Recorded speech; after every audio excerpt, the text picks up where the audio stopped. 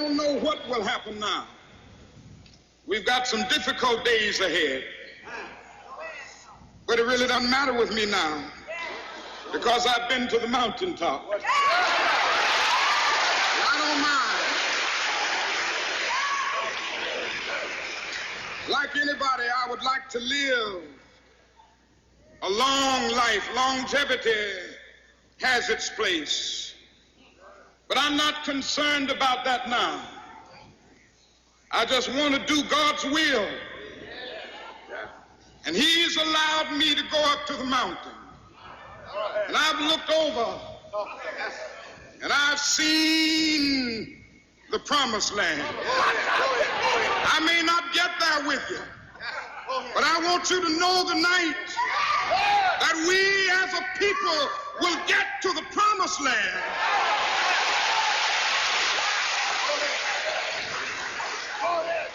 So I'm happy tonight. I'm not worried about anything. I'm not fearing any man. Mine eyes have seen the glory of the coming of the Lord. Listen.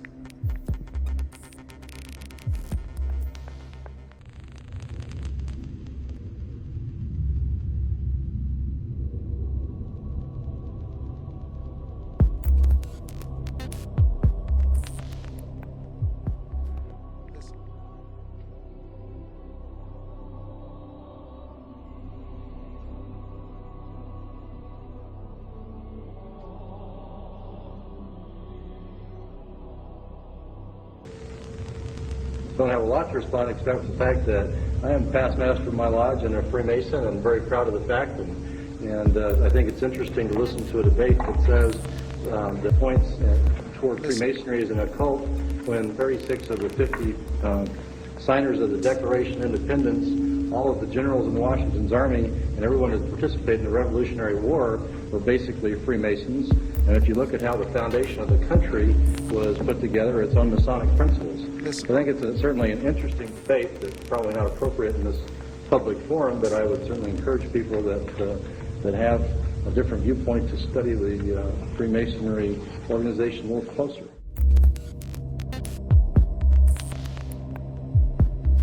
Listen.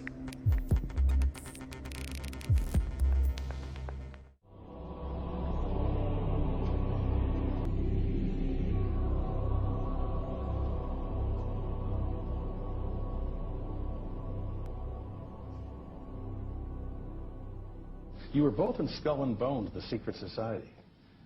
It's so secret we can't talk about it. What does that mean for America? The conspiracy theorists are going to go wild. I'm sure they are. I don't know. I haven't seen the web. Number 322.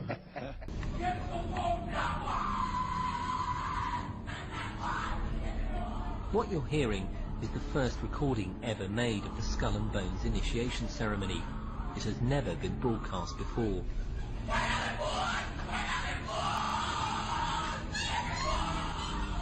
And what you're looking at here, staggeringly, is a group of people, some of the most famous people in America, in long gowns.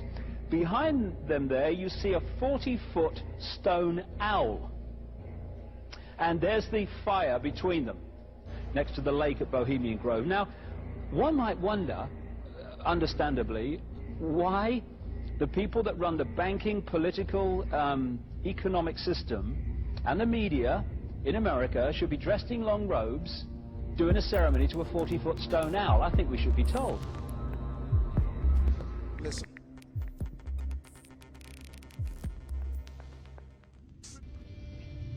We worship spirits. We worship Lucifer and all his angels. They're just as beautiful as they did before they were cast out of heaven. He says there was a misunderstanding in the whole thing. He says among the inhabitants of the galaxies. And he says our master was misunderstood. And they always praise the great master, Satan.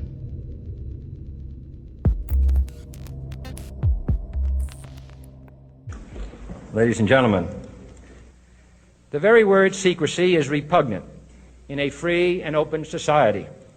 And we are, as a people, inherently and historically opposed to secret societies, to secret oaths, and to secret proceedings.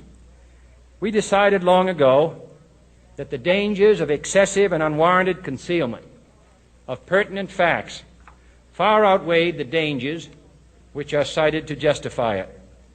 Even today, there is little value in opposing the threat of a closed society by imitating its arbitrary restrictions.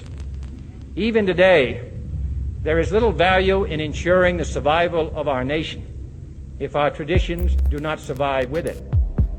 And there is very grave danger that an announced need for increased security will be seized upon by those anxious to expand its meaning to the very limits of official censorship and concealment. That I do not intend to permit to the extent that it's in my control. Listen.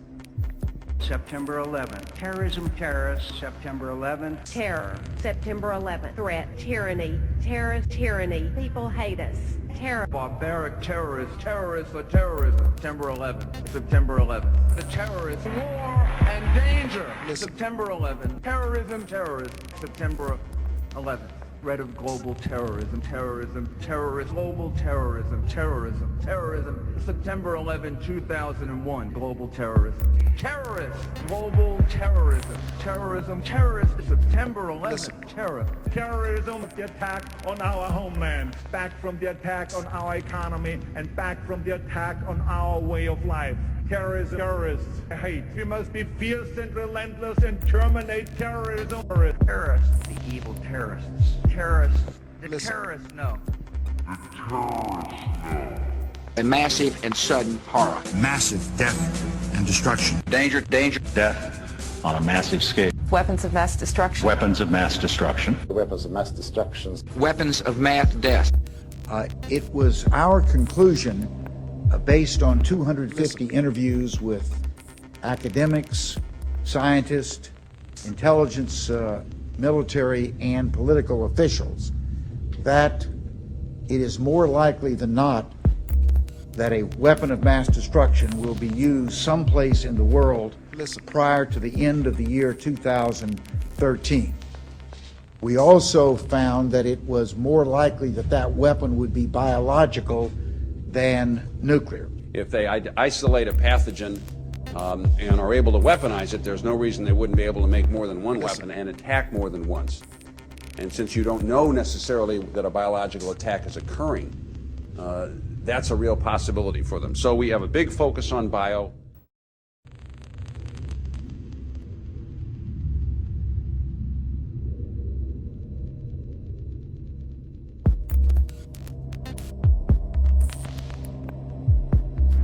Listen.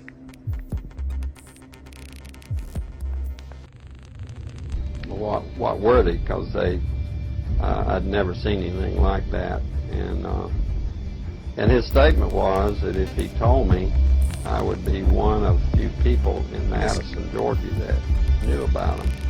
And he says they're disposable coffins. And they were stacked. He told me 15 high. Is it public record, and therefore can you tell me how many people can be safely put into the underground bases that exist in the United States? No. Can you tell me why you can't tell me? No. But FEMA must know the figure of how many people it can store underground in the event of a nuclear attack. I don't know the answer to that question. Go ahead. On another subject. We have a very great problem in this country today, and I wonder if you would use your leadership to counteract the rumors, the rumor mongers that are abroad in the land who are spreading all these rumors and scaring people to death. Large segments of our citizens believe that the United Nations is taking over whole blocks of counties in Kentucky and Tennessee, and some of them, they believe that we're in a concentration camp, and they're going to give our army to Russia and all that baloney. The issue is we live in an interdependent world. We have to cooperate with people. We're better off when we do. We're better off with NATO. We're better off with the United Nations. We're better off when these countries can work together. So I just think for folks that are worried about this out in the country, they need to be thinking about how we're not going to give up our freedom or our independence, but we're not going to go it alone into the 21st century either. We're going to work together.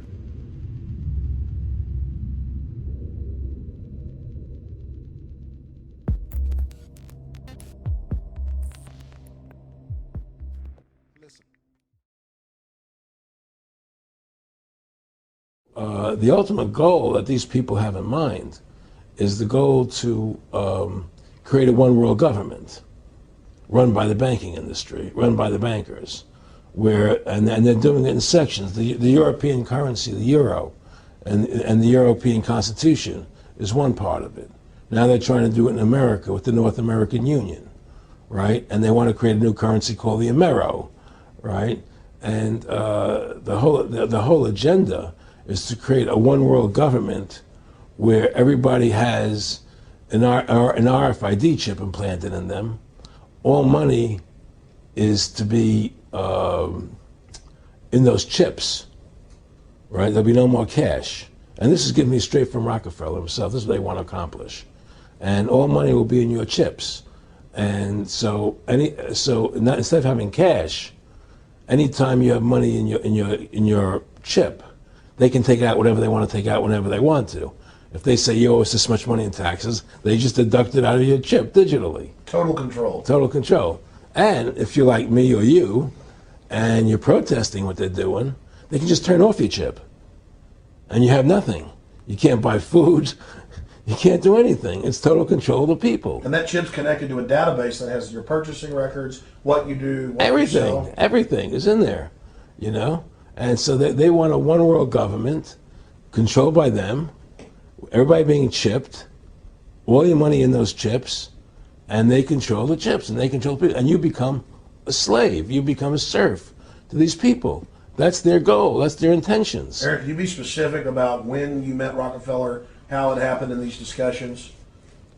I met Rockefeller through a female attorney I knew who called me up one day and said, one of the Rockefellers would like to meet you. I made a video called Mad as Hell, and he'd seen the video and wanted to meet me and knew I was running for governor of Nevada.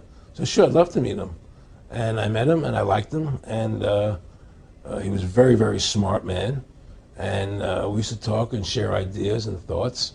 And he's the one who told me 11 months before 9/11 ever happened that there was going to be an event. Never told me what the event was going to be, but there was going to be an event. And out of that event, we were going to invade Afghanistan to run pipelines from the Caspian Sea. We were going to invade Iraq, you know, to take over the oil fields, establish a base in the Middle East, and make it all part of the New World Order. And we go after Chavez in Venezuela. And sure enough, later, 9/11 happened. And I remember he was telling me how how you're going to see soldiers looking in caves for people in Afghanistan and Pakistan and all these places. And there's going to be this war on terror, which there's no real enemy. And the whole thing is a giant hoax, you know, but it's a way for the government to take over the American people. He told you it was going to be a hoax. Oh, yeah. Oh, yeah. There's no question. He says, there's going to be war on terror. And he's just laughing. There's no... Who are we fighting? I mean, why do you think 9/11 happened and then nothing's happened since then? Do you think that our security is so great here that these people who pulled off 9/11, who were able to, can't knock down another plane? Come on, it's ridiculous.